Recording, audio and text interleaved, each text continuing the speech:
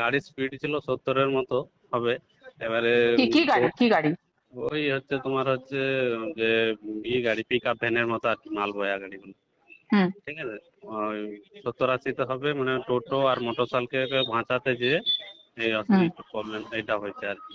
কি হয়েছে? ওই পুরা মানে দেয়াল ফিয়াল ভেঙে লোকের বাড়িতে উঠে গেছে পুরো। এটা কোথায় হয়েছে? এটা হচ্ছে বড়দা চৌকন থেকে যে ক্ষীরপাইয়ের রাস্তা, ভীমতলা, সেখানে। বড়দা চৌকন থেকে কিছুটা এসে। কেউ আহত হয়েছে? না না, আহত কেউ হয় না। সামনে চা দোকান ছিল, দুপুরের টাইম হয়েছে 3টার দিকে, তো কেউ হয় না। চা দোকান, জেরো দোকান ছিল।